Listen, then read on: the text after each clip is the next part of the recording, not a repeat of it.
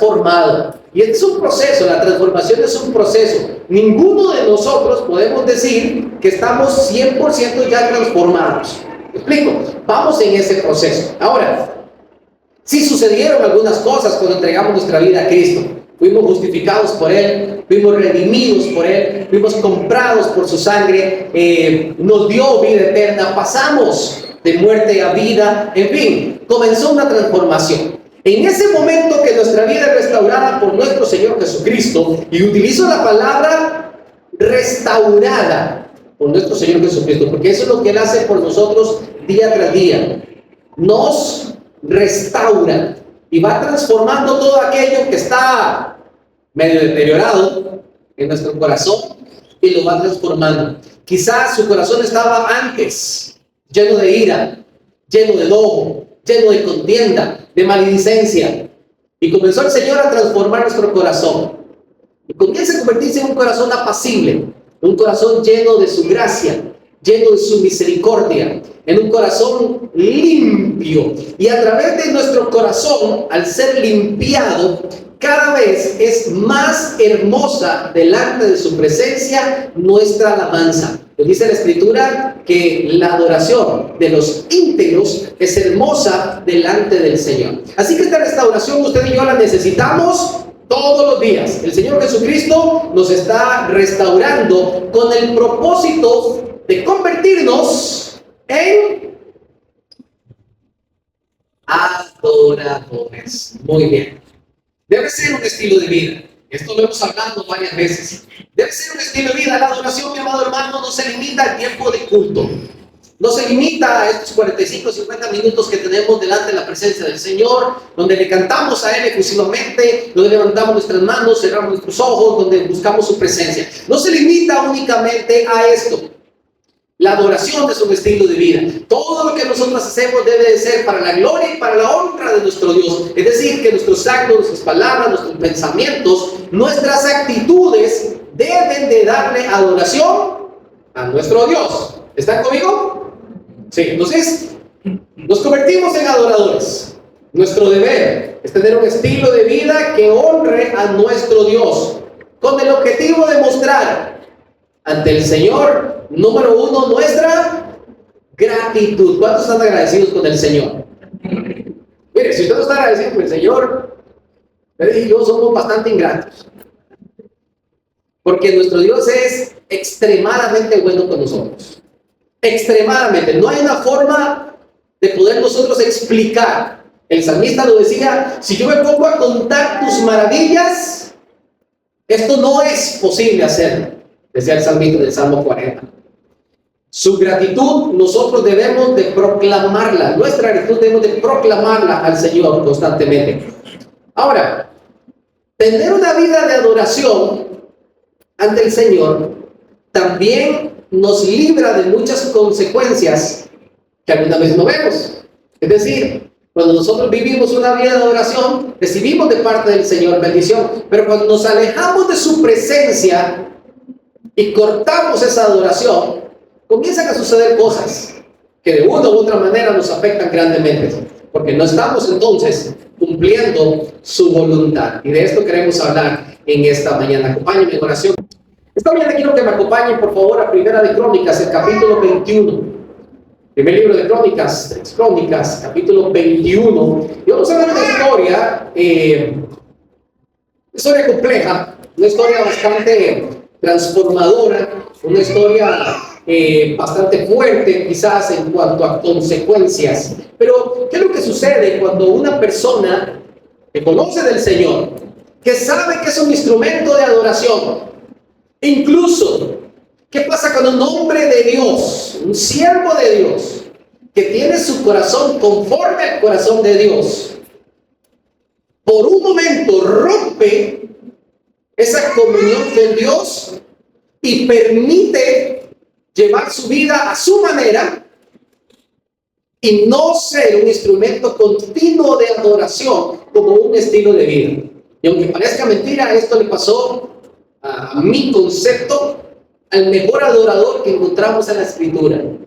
Y el mejor adorador que encontramos en las Escrituras, sin duda, es el rey David. El rey David fue un hombre conforme al corazón de Dios. Saúl fue el primer rey en la historia de la nación de Israel, cuando todavía estaba unificada en aquel momento.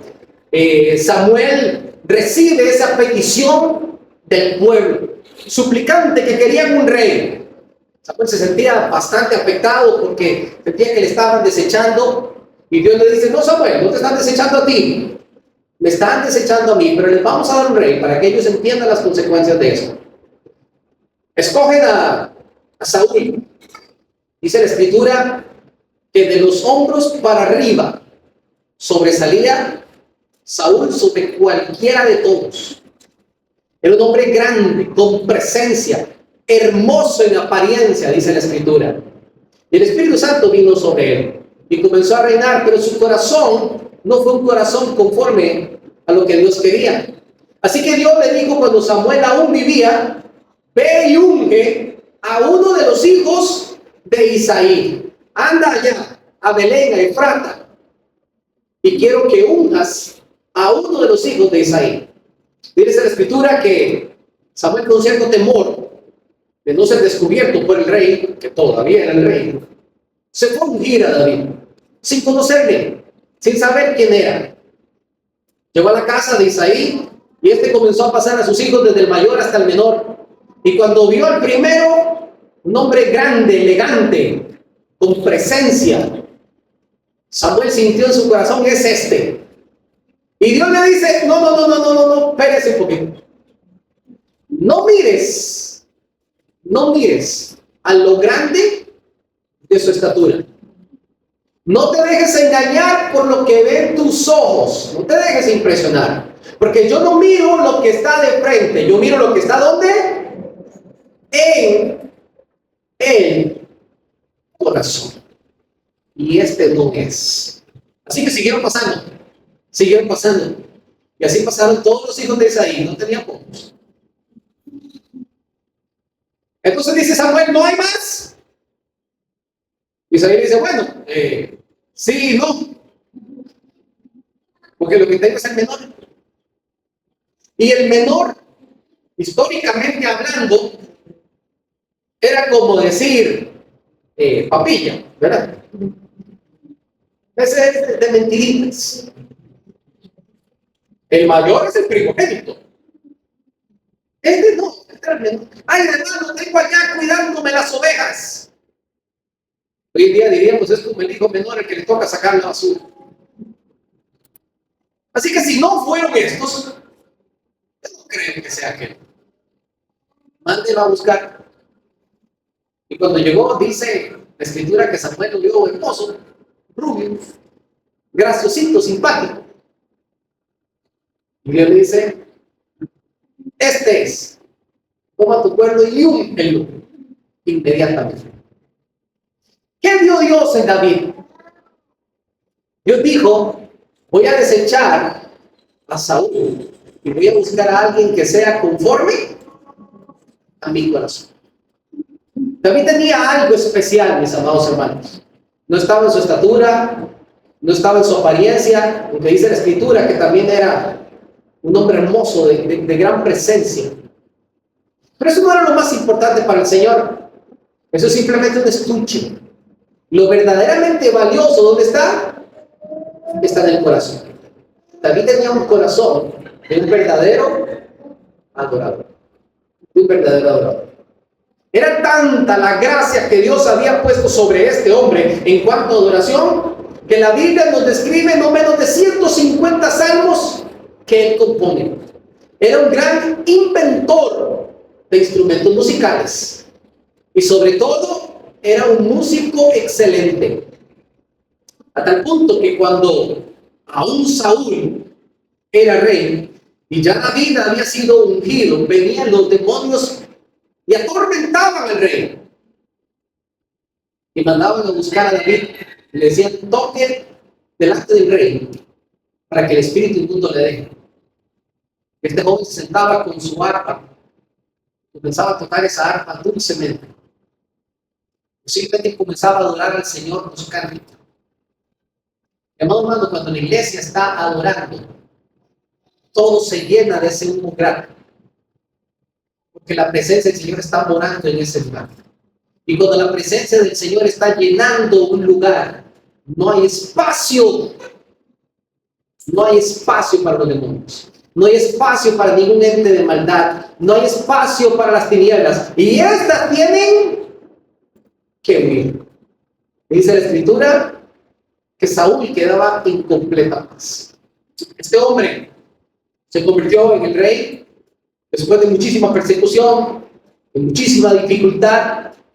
Comenzó a ser el rey. Y su corazón fue un corazón completamente agradable delante del Señor. Dios comenzó a darle grandes victorias. Dios comenzó a mostrarle su gracia. Dios comenzó a mostrarle todo lo que él veía para su pueblo. Incluso hizo lo que nosotros conocemos como el pacto davídico, donde a David se le dijo que él sería el rey por todas las generaciones. Obviamente no se cumple en el rey David. Eso se cumple en nuestro Señor Jesucristo, que también nació en Belén. David fue un hombre especial, pero en medio de esto, dice la Escritura en Primera de Crónicas, el capítulo 21, versículo 1, pero Satanás se levantó contra Israel e incitó a David para que hiciese censo de Israel. Mi amado hermano, hacer un censo es algo muy común en muchísimas de las naciones. ¿Recuerdan ustedes qué estaban haciendo, qué hacía el rey Herodes cuando el Señor Jesucristo nació? ¿Se acuerdan? ¿Qué tuvo que hacer José y María? Tuvieron que subir al censo. Acá hace poco también se estuvo haciendo un censo, se hizo muy grande en el 2010. Usted me dirá, ¿qué tiene de malo? ¿Qué tiene de malo que David haya hecho un censo? Porque ¿quién fue el que incitó a David a censar al pueblo? La Escritura lo dice de manera explícita. Satanás intervino para que David de alguna manera dijera: yo quiero ver cuántos guerreros yo tengo. Yo quiero saber qué tan fuerte es mi ejército. Así que yo voy a mandar a censar al pueblo. Lo sabemos por varias razones. Obviamente por el contexto. Segundo, porque utiliza a su general del ejército. Y tercero, porque los manda a contar específicamente a aquellos hombres que podían sacar espada. Así que en pocas palabras, de manera directa, David está diciendo: yo quiero saber cuán grande y cuán fuerte es el ejército del pueblo de Israel. Ahora, todo aquello que venga del corazón de Satanás jamás va a ser bueno. Jamás va a ser bueno. Así que David, a pesar de que era un adorador, a pesar que su corazón era conforme al corazón de Dios, mi amado hermano, David seguía siendo un hombre. Sí, era el rey de Israel, era un gran adorador, pero seguía siendo un hombre de carne y hueso, exactamente igual que nosotros. Y por lo tanto, si el rey David era vulnerable, usted y yo también somos vulnerables. Usted y yo somos débiles. Usted y yo somos presa fácil del enemigo. Así que apréndase esto. Usted quiere tener una vida de adoración, usted quiere tenerlo como un estilo de vida. Número uno, debe estar consciente que el enemigo va a andar detrás de usted, que el enemigo va a querer hacerle daño, que el enemigo va a querer destruirle, que el enemigo no va a estar contento con lo que usted es, y él va a buscar la manera de incitarle para que usted falle delante de la presencia del Señor. Mi amado hermano, Satanás no lo incitó porque sí, no lo hizo simplemente por perder el tiempo. En realidad, David venía de ganar muchas y muy grandes batallas y de hacer conquistas impresionantes. Vamos a ver muy rápidamente, así por encima, capítulos 18, 19 y 20, los capítulos que suceden, que preceden a estos pasajes. El capítulo 18, ¿cómo se titula el capítulo 18? David extiende sus dominios. Muy bien. Vamos al capítulo 19. Derrota de los amonitas y de sirios. Un poquito más abajo. 20. David captura a Rabá. Mira a partir del versículo 4, ¿cómo se titula? ¿Los hombres de quién?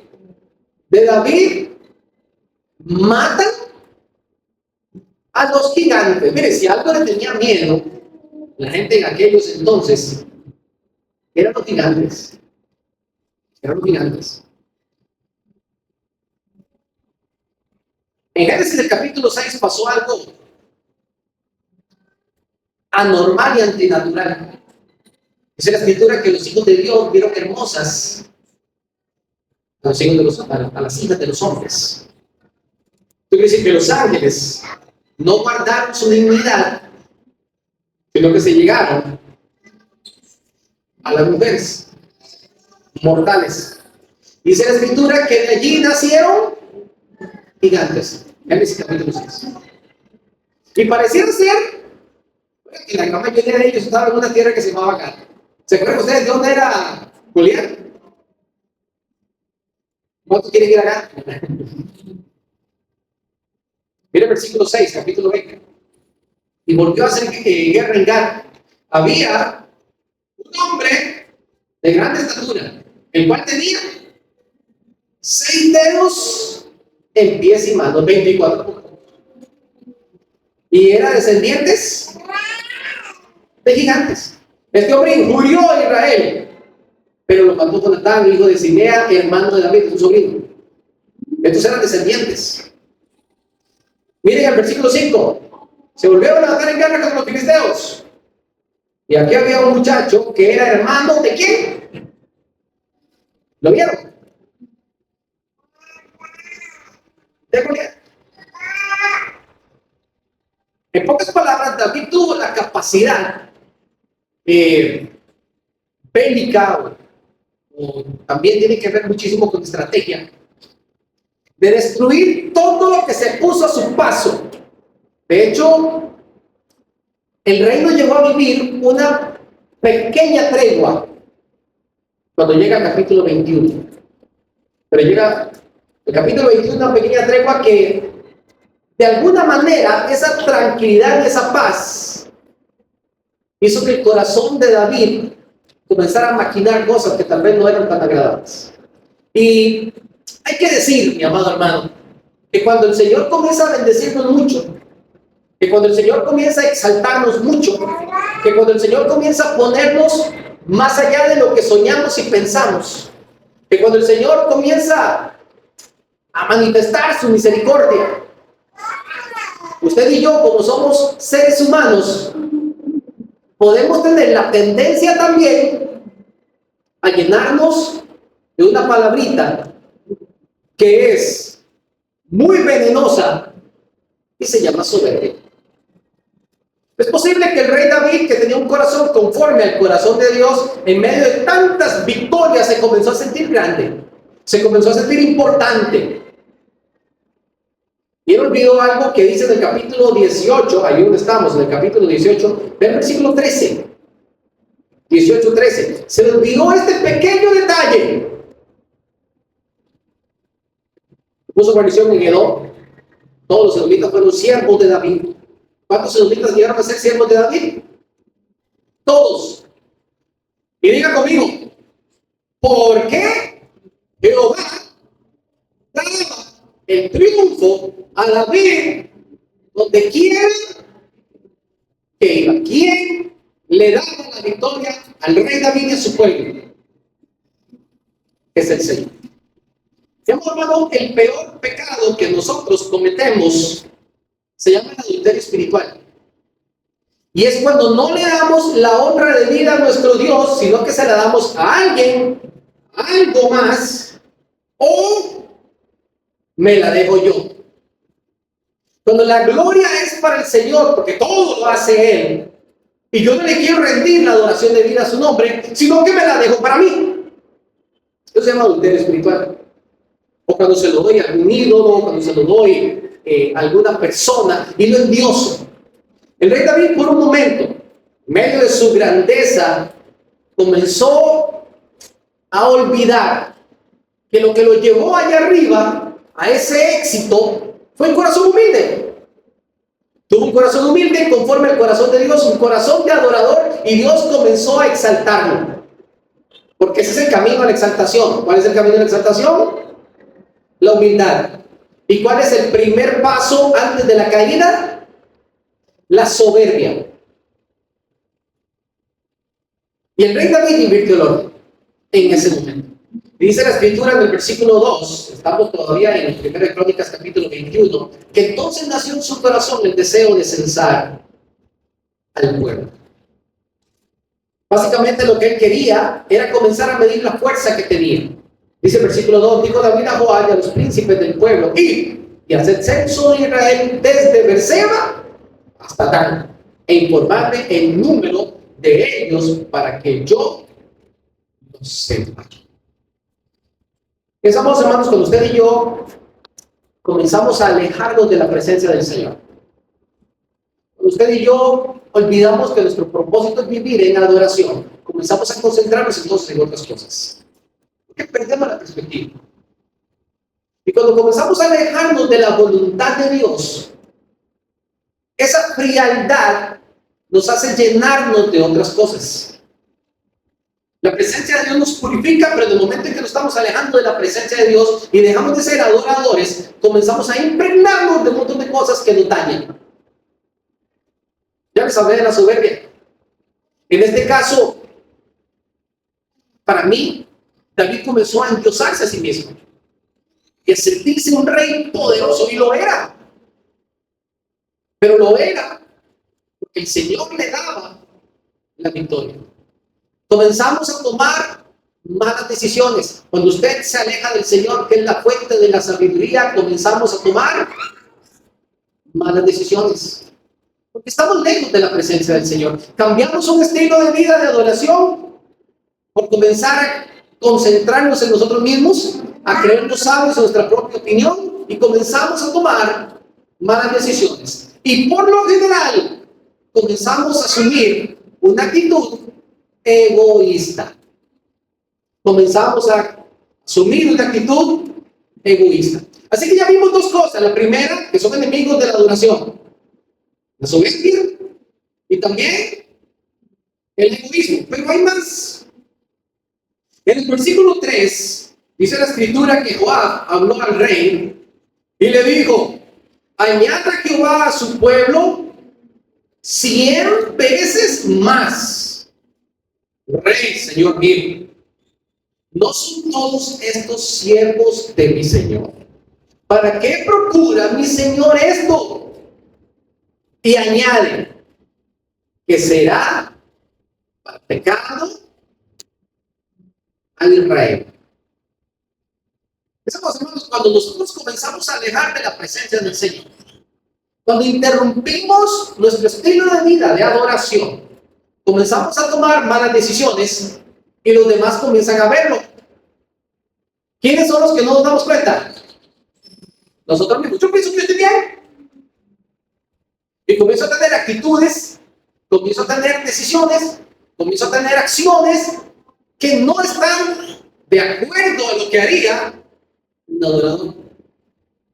Pero los demás lo pueden ver. Y Joab lo vio. Joab lo vio. Joab, que era el general del ejército, le dice: rey, yo creo que vamos a perder tiempo. Esto no tiene ningún sentido. ¿Para qué usted quiere saber? ¿No se acuerda cuando Gedeón se llevó solo 300 y le ganó a más de 150,000 hombres de los amonitas, de los madianitas, de los hijos del oriente? ¿No se acuerda, rey? ¿No se acuerda cuando ellos mismos sacaron sus espadas y se mataron entre ellos mismos? ¿No se acuerda cómo usted le ganó solito a Goliat? ¿Para qué usted quiere saber cuán fuerte es su ejército? Y yo le voy a decir una última cosa, rey. Señor mío, esto es malo. Esto le va a ser muy malo al pueblo. Esto va a ser para pecado, para castigo, para maldición al pueblo. Hermano, cuando nosotros estamos lejos de la presencia del Señor, cuando interrumpimos este estilo de vida de adoración, entonces nosotros comenzamos a ser sabios en nuestra propia opinión y no escuchamos consejos. De hecho, todo consejo que nos digan que está en contra de lo que yo quiero es porque es una persecución que me están montando. Es porque no me quieren.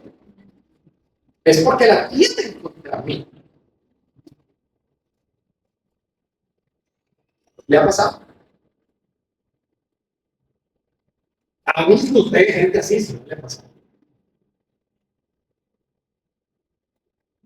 De alguna manera quiero decirles que cuando nosotros no tenemos una vida de adoración, por eso es tan importante cuidar nuestro estilo de vida como adoradores. Porque cuando no lo hacemos, nos estamos encegueciendo. ¿Sí? Estamos teniendo una ceguera espiritual muy grande. Al punto que nos hablan y ni siquiera ponemos atención. Esto se llama, somos sabios en nuestra propia opinión. Ya he dicho tres cosas: soberbia, egoísmo y sabios, pero en nuestra propia opinión. Ahora, mire qué curioso. Nos volvemos prepotentes y sería lo cuarto. David obliga a Joab y a sus príncipes para que vayan y hagan aún así el censo. ¿Sabes lo que dice el versículo 4? Dice la escritura: mas la orden del rey pudo más que Joab. Salió tanto Joab y recorrió todo Israel y volvió a Jerusalén y dio la cuenta del número del pueblo de David. Y había en todo Israel 1.100.000 que sacaban espada. Y de Judá 470.000 hombres que sacaban espada. Mira lo que dice el 6. Entre estos no fueron contados los levitas, ni los hijos de Benjamín, porque la orden del rey era abominable. ¿Con qué tanto ánimo fue Joab a cumplir la orden del rey? Con ninguno. Obligado por el rey. ¿Se puede usted imaginar cómo fue esa última conversación antes de que Joab saliera a censar al pueblo? Bueno, sí, muy bonito, mucho romanticismo. Ahora todos están aquí muy espirituales, dice David. Entonces se les olvida que aquí el rey. Si ustedes quieren estar en su puesto, vayan a censar. Porque así lo he dicho yo. ¿Qué le tocó a Joab y a sus príncipes? Pero chicos, vayan, calcular hermano, libreta.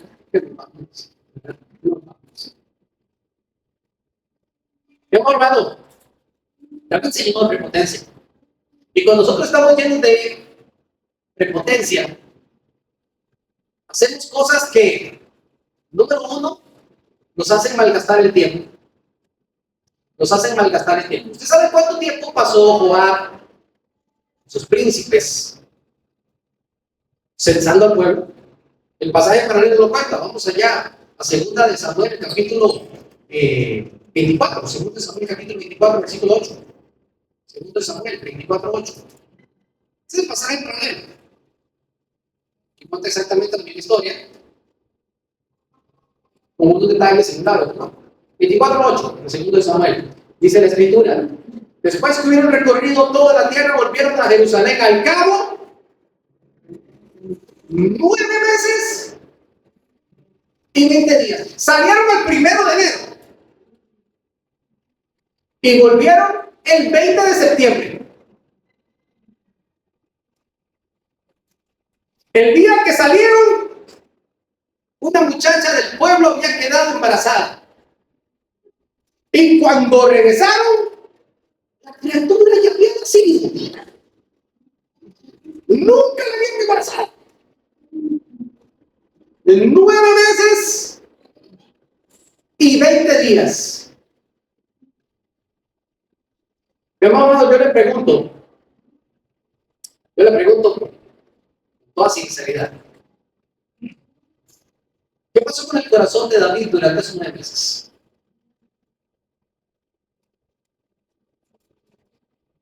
Y por eso le llamo prepotencia, por eso le llamo soberbia. Porque no hubo un momento en el que él captara lo que él estaba haciendo. Cuando usted y yo estamos lejos de la presencia del Señor, perdemos el norte. Ponemos a la gente que está a nuestro alrededor a hacer cosas que no son valiosas. Descuidamos nuestras principales funciones. ¿Cuál era la principal función de Joab? Era el general del ejército. ¿Cuál era la principal función de Joab?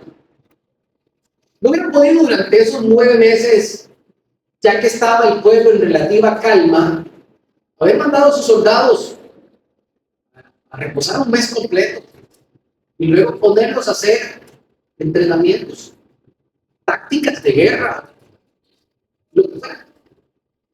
No había cosas más importantes que hacer para un general del ejército, como de andar en la calle, soleándose todos los días, simplemente para cumplir con el rey. ¿Usted sabe cuánto le costó ese censo al rey? Mis amados hermanos, cuando estamos lejos de la presencia del Señor, la sabiduría escasea. La sabiduría escasea. David durante todo ese tiempo vivió lejos de la presencia del Señor. Su corazón, de manera premeditada, estuvo en pecado durante todo ese tiempo. El estilo de vida de adorador que llevaba en medio de la tranquilidad, en vez de buscar al Señor, le hizo descansar lejos de la presencia del Señor en otros pastos. A veces cuando las cosas van demasiado bien, usted y a mí se nos olvida quién nos tiene demasiado bien. Y a veces es bueno que nos muevan un poquito la rama para recordarnos que necesitamos agarrarnos fuerte, fuerte, asidos de nuestro Señor y de su palabra. El ser humano tiende a olvidar muy rápido quién es el que nos da la victoria. Y el rey David nos recuerda esto. Pero mi amado hermano, en medio de todo esto, déjeme decirle que quien es un adorador seguirá siendo un adorador siempre. Porque su corazón le pertenece al Señor. Dice la Escritura que usted y yo estamos en las manos del Señor y nadie puede arrebatarnos de la mano del Padre. Le pertenecemos a Él. Mis ovejas oyen mi voz, yo las conozco y ellas me siguen. El rey David llegó un momento en que le visitó su profeta y una vez que le habla, automáticamente él entiende. Él entiende cómo son las cosas. Y viene lo que yo llamo el arrepentimiento. Y para mí, una de las cosas que debe tener un verdadero adorador es un corazón que está continuamente evaluando cómo está su caminar. Dice la Escritura en Proverbios capítulo 4, los últimos versículos, que usted y yo tenemos que estar examinando la senda de nuestros pasos y no desviarnos ni a derecha ni a izquierda. Constantemente. Y el salmista lo dice una y otra vez en los salmos.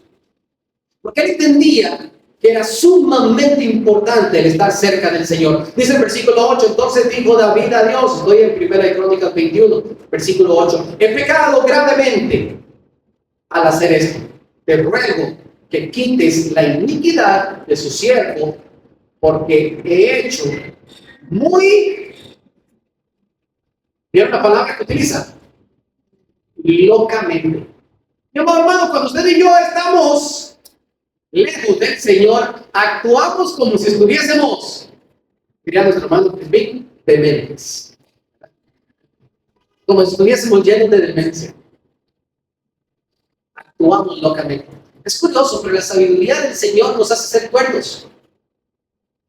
Yo no entiendo cómo una persona que ha trabajado durísimo durante toda una quincena derrocha su dinero en un fin de semana. Eso yo no lo entiendo. Para mí eso es actuar locamente. Yo no lo entiendo. Y si nos podemos a seguir hablando de las actividades que hace la gente, que no tiene como objetivo ser un adorador como estilo de vida, te vas a dar cuenta que todo lo que hacen es como si fueran locos. No buscan el bien para sí mismos, sino que se están haciendo daño y no lo entienden. David entiende por un momento que dice, no, yo estaba haciendo muy mal, Señor, te pido que me perdones. Porque un verdadero adorador reconoce sus errores. ¿Cuántos de los que estamos aquí somos perfectos? Hay alguno que me podrá decir, hermanito, yo estoy llegando a nivel de perfección. ¿Alguien aquí me puede decir eso? Mi amado hermano, a veces nosotros creemos que los adoradores son los perfectos. Los adoradores son aquellos que reconocen que no son perfectos, que dependemos del Señor, que nuestra dependencia está en Él. Un verdadero adorador es aquel que le dice, Señor, es que yo te necesito más que la vida misma. Es que yo sin ti no puedo. Yo no puedo seguir adelante si no es por tu gracia. Y todo lo que tengo es porque tú me lo has dado. Esto hace un verdadero adorador. Un verdadero adorador, mi amado hermano, no se jacta de lo que tiene, no se jacta de lo que es, no se ve a sí mismo como muy valioso por sus talentos y sus dones, no se siente grande o agrandado por los logros que ha alcanzado en su vida. Todo lo contrario, un verdadero adorador está reconociendo todos los días que es por la gracia y la misericordia de Dios que está donde está. Un verdadero adorador acepta con humildad las reprensiones que vienen a su vida.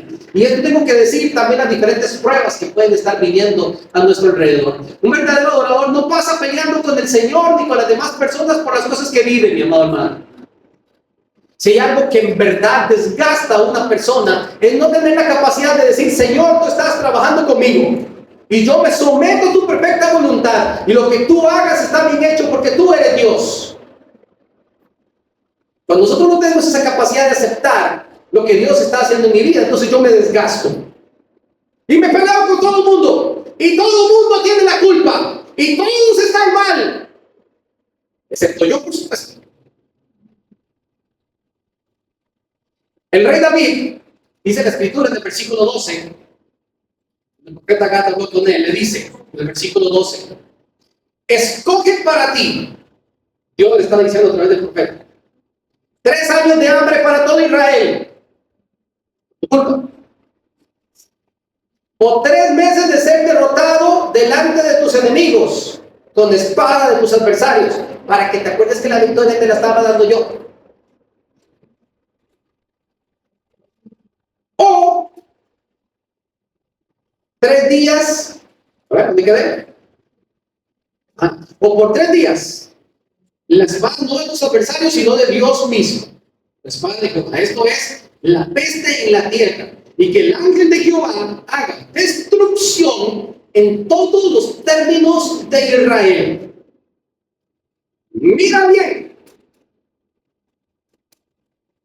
y respóndeme, porque yo tengo que hablar de respuesta al primer día. Le dice el profeta. Mi amor, hermano, yo tengo que decir algo que lo he analizado bastante cuando yo veo los castigos que venían sobre Israel en el versículo 12. ¿Cómo pudiésemos medir qué tan grande es una falla? Nosotros podemos medir qué tan grande es una falla cuando vemos las consecuencias. Por suponer, un pequeño temblorcito y no pasó nada. Un pequeño temblorzote y se rajaron las paredes. ¿Cuál fue más fuerte? Las consecuencias hablan por sí mismas. Cuando usted analiza este castigo que vino sobre David y en repercusión sobre todo el pueblo, usted se da cuenta que fue más desagradable delante de los ojos de Dios lo que sucedió con el censo que lo que le hizo David a Urías Eteo. Nosotros como humanos analizamos las cosas y nosotros decimos, no, lo que le hizo Urías Eteo, eso es lo peor. Y sigue lo peor. Inconcebible para un hombre con el corazón de Dios. Pero cuando usted revisa el castigo, sin duda, a Dios le afectó más la actitud soberbia que tuvo David. Pero yo no veo en David un hombre que una vez que vino Gad y habla con él, no un hombre que le dice al profeta, bueno, no, vaya, negócieme eso con el ángel de Jehová diferente.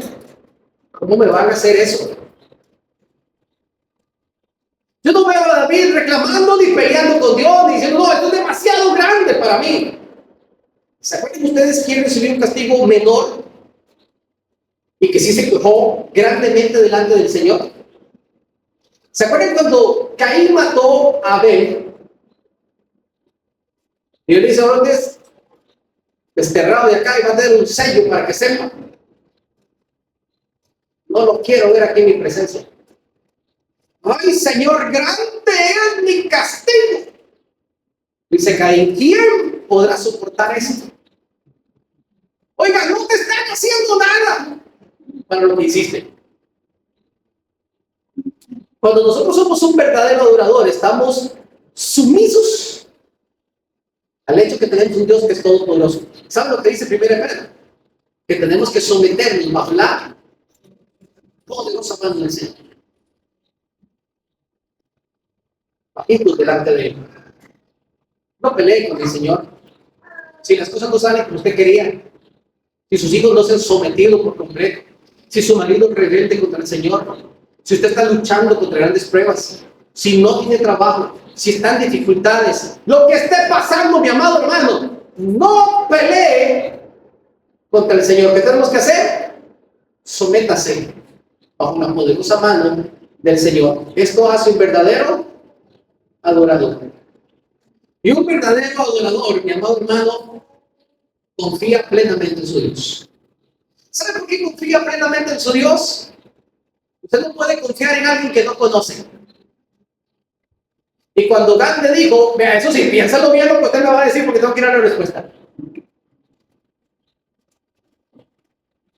David sabía que tenía que tomar la mejor decisión. Él dice, yo conozco a mis adversarios. ¿Cómo eran los adversarios de él? Terribles. Idólatras. Que le tenían una sed de venganza terrible. Y él se queda evaluando los diferentes castigos, el tiempo y todo lo demás. Y él dice, pero yo conozco a mi Dios. Y yo prefiero que venga sobre mí la espada del Señor, porque mi Dios es un Dios misericordioso. Yo conozco a mi Dios. Y Dios es bueno y para siempre es su misericordia. En todo el Salmo 136 lo repite una y otra vez en todos los versículos. Que Dios es bueno y para siempre es su misericordia. Lo repite constantemente. Porque él entiende perfectamente quién era su Dios. Un verdadero adorador confía plenamente en su Dios porque le conoce. Mi amor hermano, un verdadero adorador no está confiando en los hombres. No confía en los hombres. A mí me da gracia cuando la gente dice, bueno, es que yo tengo un contacto que me puede ayudar. Yo tengo una palanca que está bien amarrada, no sé dónde. Le hace las uñas sanito. Ahora vamos a tener que decir, morir.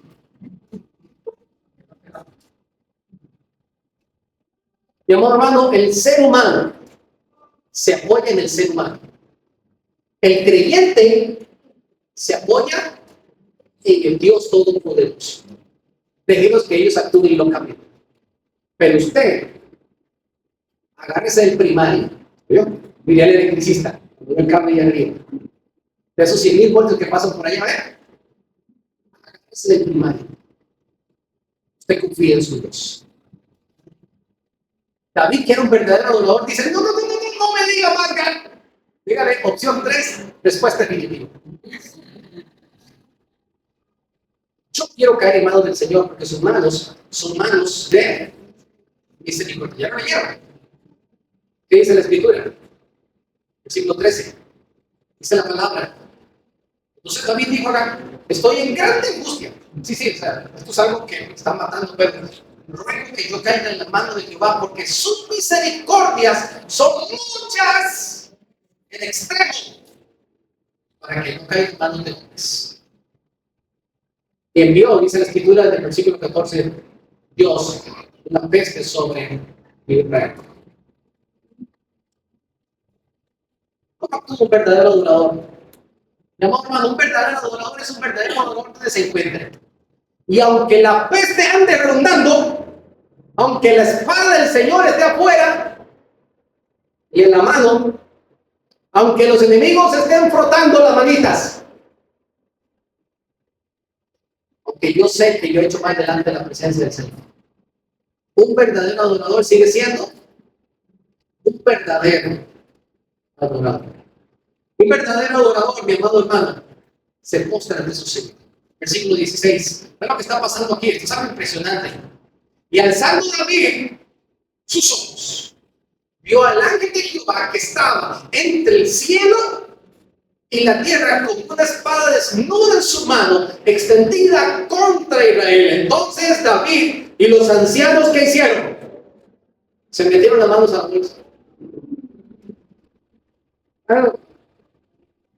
Ahora lo que va a hacer el ángel. El Dios es. ¿Entró o no entró temor delante de los corazones de ellos cuando vieron al ángel del Señor?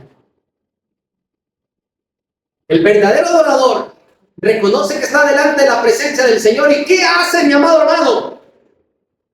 Adora, se postra delante de la presencia del Señor. Oye, aparte de imaginarse esto, porque esto tiene que haber sido algo espectacular.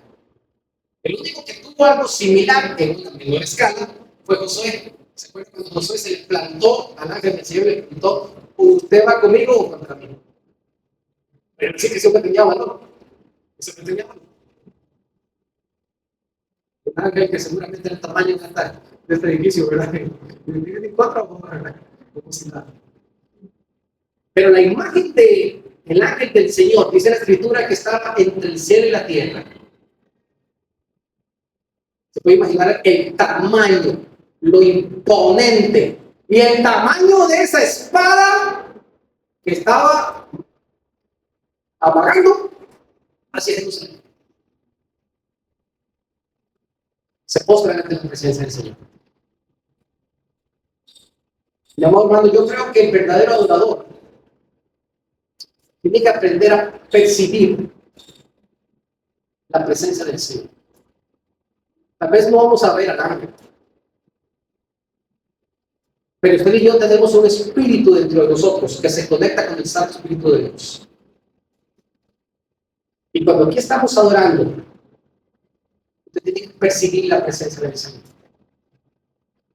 Yo no creo que nosotros estemos muertos. El Espíritu está activo dentro de nosotros. Él mismo nos vivifica. Ha habido gente que se me ha acercado y me dice, hermano, es que cuando estábamos orando, cuando estábamos cantando, hermano, yo no pude aguantar y me puse a llorar. Yo no sé si me lo dicen como, yo no sé si hice bien o hice mal. Pero eso es porque el Santo Espíritu de Dios está tocando tu espíritu en ese momento. Percíbalo, disfrútelo, gócese delante de la presencia del Señor. ¿Sabe que es el momento perfecto para decirle todo lo que usted quiere decir a su Señor?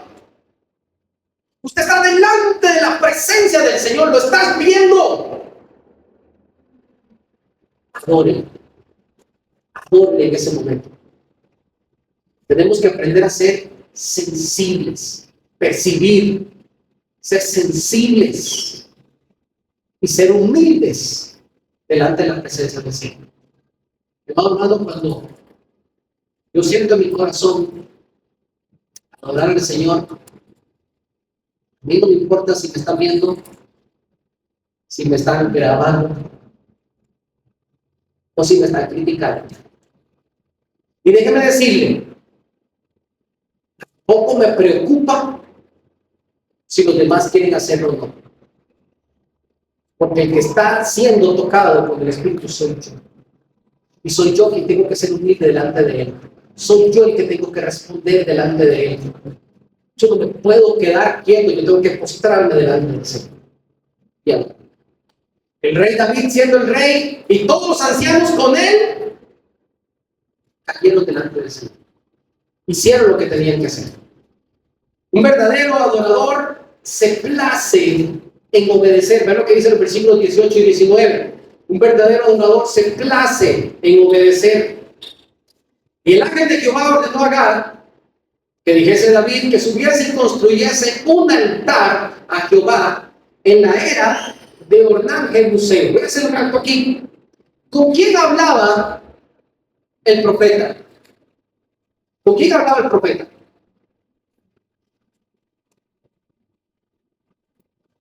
Sí, con el ángel del Señor. Dios mismo. Le pregunto, ¿por qué el ángel del Señor no le hablaba a David?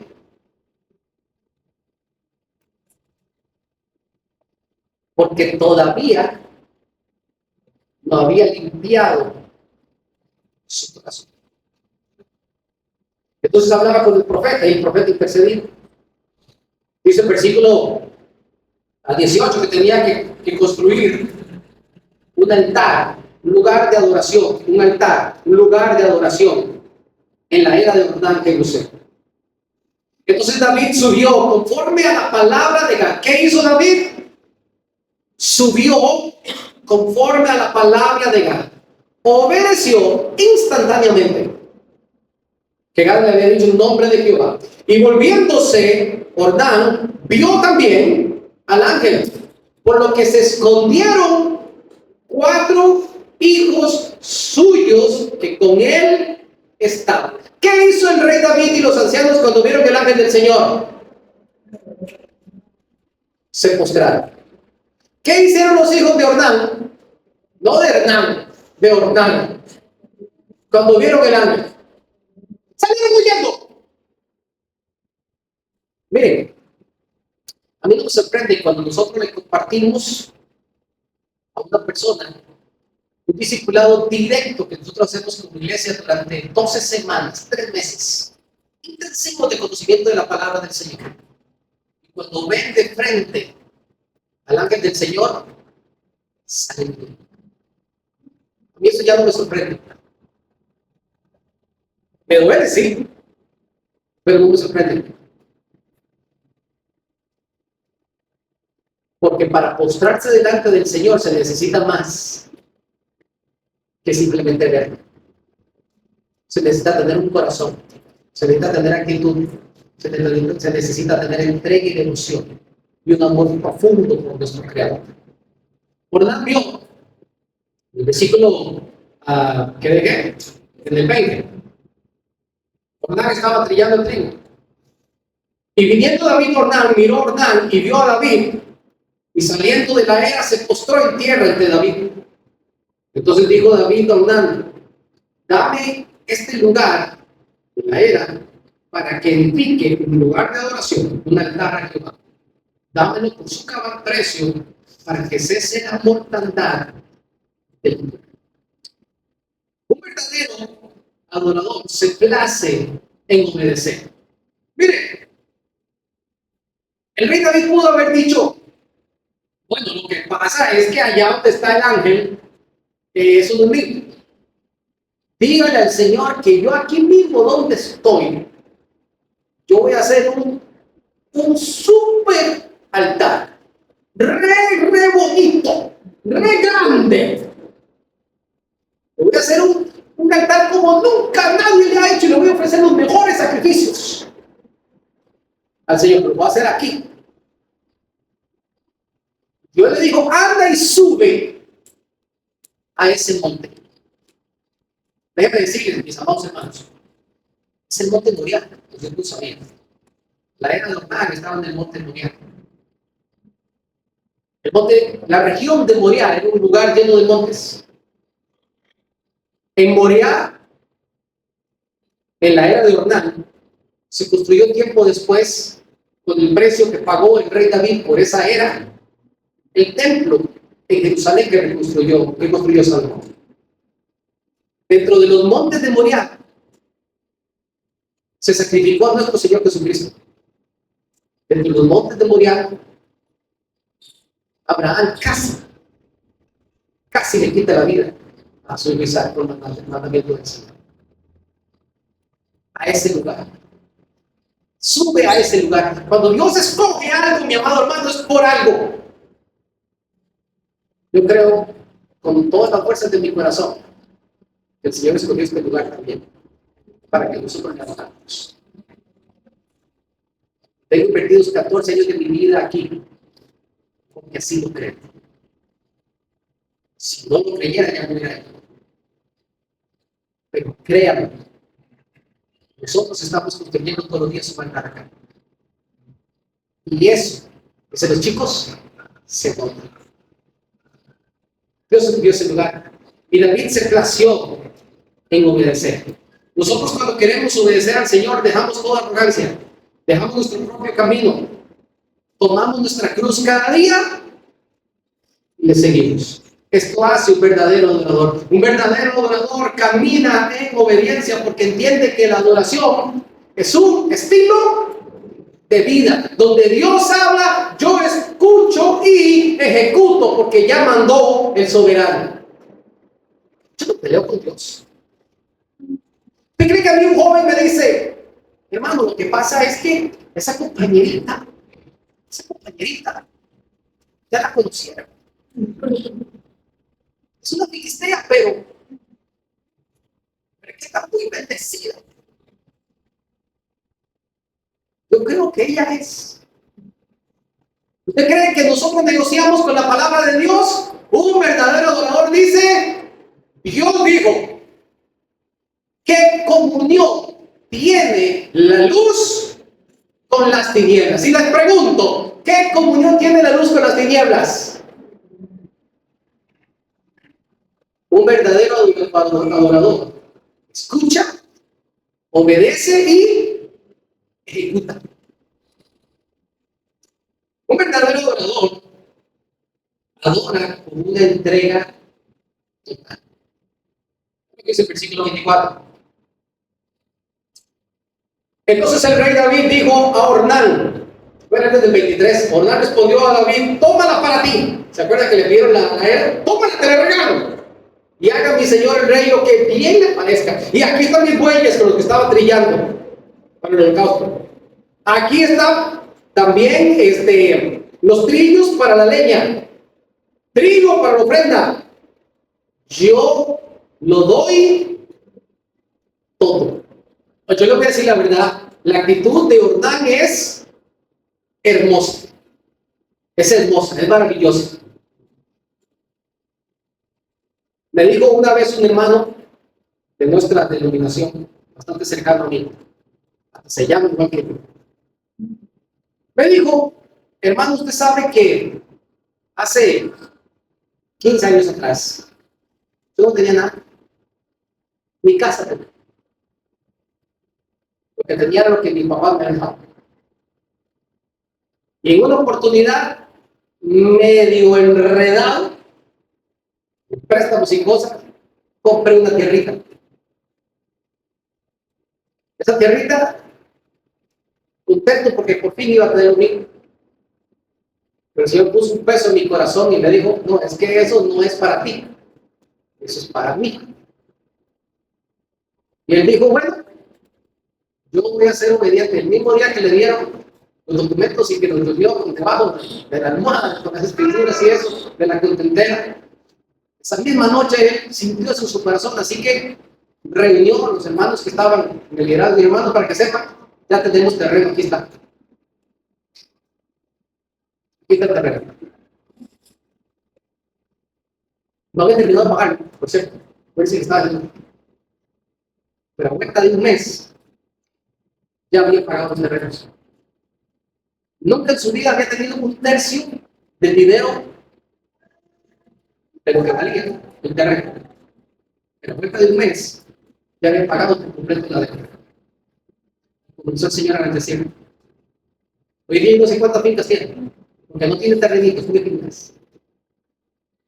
No sé cuántos negocios tiene. Por cierto, no tenemos para Suiza. Y él me dice, yo estoy seguro que todo empezó el día que yo entendí que lo que yo tenía no era mío, sino que era del Señor. Ojalá tuviéramos nosotros el corazón y la sensibilidad que tuvo Hernán para decirle al rey David, bueno, rey David, el Señor te dijo que hay aquí. ¡Ay, qué bien! ¡Es mi tierra! ¡Aquí está! Hagan la fiesta. Venga. Y aquí están los bueyes, y aquí está la leña, y venga el trigo, y aquí le celebramos el holocausto al Señor. ¡Qué alegría para este hombre! Pero vean lo que dice en el versículo 24. Entonces el rey David dijo a Hernán, no, Señor, sino que efectivamente la compraré por su justo precio, porque no tomaré para el Señor lo que es tuyo, ni sacrificaré holocausto, y dígalo conmigo, que no me cueste nada. Qué bonito lo que dice David. Señor, yo quiero darte todo, yo quiero entregarte todo, porque tú eres el dueño de todo. Versículo 25. Y David dio a Ornán por aquel lugar el peso de 600 siclos de oro. Y edificó allí David un altar a Jehová, el que ofreció holocausto y ofrendas de paz, e invocó a Jehová, quien le respondió por fuego desde los cielos en el altar del holocausto. Entonces Jehová habló al ángel y éste volvió su espada. Todavía lo estaban viendo mientras sacrificaba. Mientras puso el sacrificio, descendió fuego del cielo, consumió el holocausto, que era Dios diciendo, eres acepto. El ángel vino y agarró esa espada, la guardó en la punta. Mi amor hermano, cuando usted y yo adoramos al Señor, están pasando cosas a nuestro alrededor que nosotros ni siquiera tenemos la capacidad de entenderlo. Pero adorar al Señor es cuidar cada detalle. Cada detalle hay que cuidarlo. Él vino, llegó a un lugar preciso y comenzó inmediatamente a construir su altar. Cuidó cada detalle. También es entregar al Señor sacrificios y ofrendas de paz, y hay algo hermoso que él hace, que es invocar el nombre del Señor. Cuando usted y yo estamos adorando al Señor, es un todo. Es un estilo de vida, es entrega, es adoración, es sacrificio, es dinero, es todo lo que yo le estoy dando al Señor. Y qué bonito saber que cuando usted y yo invocamos el nombre del Señor, Dios nos responde. ¿Cómo le respondió a David? Con fuego. Fue algo evidente, fue algo contundente, fue un gran milagro, impresionante para todos los que estaban a su alrededor. Dios responde. Mi amado hermano, cuando usted y yo estamos adorando al Señor, Dios muestra su poder. Y dice el versículo 27 que Dios habló al ángel mientras estamos adorando delante del Señor, y el ángel volvió su espada a la vaina. ¿Sabe qué significa esto? Que cuando usted y yo estamos adorando, la ira de Dios se aplaca. Y cuando yo entendí esto, yo dije, Señor, con razón tú eres tan misericordioso. Porque usted no sabe cuánto el Señor ya te está viendo con la espada en la mano diciendo, es que ya me tienes, y comienzas a adorarle a Él. Me guarda eso de nuevo por ahí. Sube delante del Señor. Eso es lo que hace. No lo voy a dejar con la incógnita.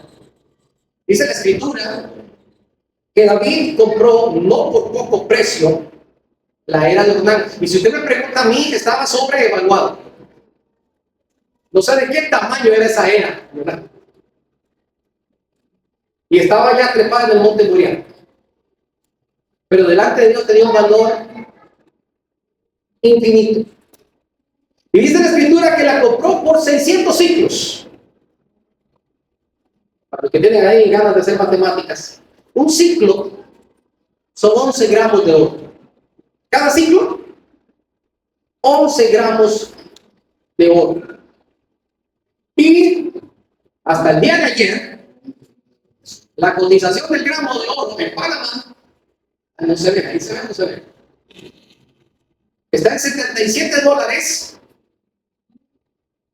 ¿Con cuánto dice ahí? 77 dólares con 65 centavos. Me parece que es lo que dice la palabra. Es decir, que si usted quiere saber cuánto es el precio de un ciclo, tendrías que multiplicar esos 77 dólares, punto 66, 75, ¿por qué? Por 11, para saber el precio de un ciclo.